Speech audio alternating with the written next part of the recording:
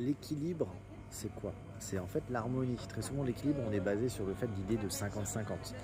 Et en fait, l'harmonie, c'est parfois d'avoir 70% d'un truc et 30% d'un autre. Et là, je vais peut-être parler plus de sacré féminin et de sacré masculin.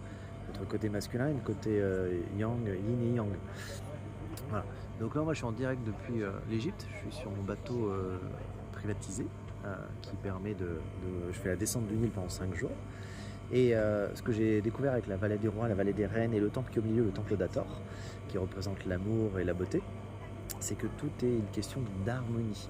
Et j'ai demandé à notre guide qui s'appelle Hala, H-A-L-A, qui est extraordinaire, qui est une égyptologue plutôt connectée étoile, c'est ça qui est génial.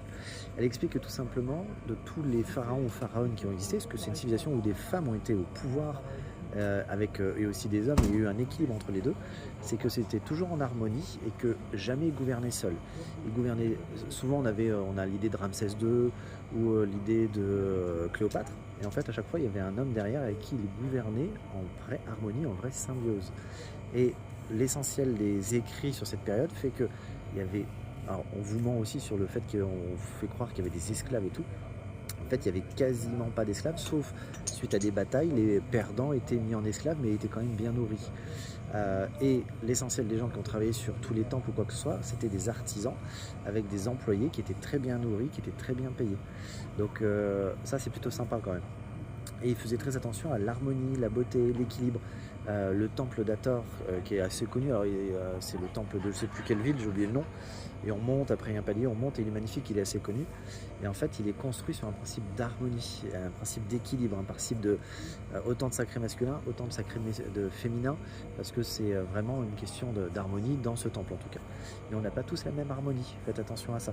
Tout le monde essaye d'avoir une vie équilibrée, mais je vous le dis tout de suite, si vous souhaitez réaliser de grandes choses, vous n'aurez pas une vie équilibrée. Il faut être harmonieux, et parfois vous aurez une harmonie avec 20% d'un truc, 30% d'un truc et 50% d'un autre truc. C'est comme ça. Donc voilà. Donc comprenez bien qu'il y a des tyrans, il y a des dictateurs, il y a des gens, à chaque fois eux ils s'effondrent et ils font tout un bordel. Et toutes les plus grandes dynasties ont été faites sur le principe d'harmonie. Et dans notre société, il n'y a plus d'harmonie. Ça fait bien longtemps.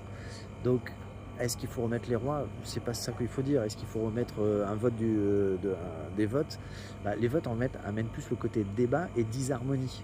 Donc c'est ça qui est dingue. Il faut trouver une solution. Alors je ne l'ai pas en tête là maintenant, mais on va trouver une solution avec un vrai principe d'harmonie. Et à partir de là, l'humanité au niveau sociétal, on va pouvoir s'en sortir. Et on en est encore loin, on a du boulot parce qu'on est tous construits sur un principe de dualité. Il faut commencer à le casser parce qu'on n'est plus vraiment là-dessus. Ça commence à changer.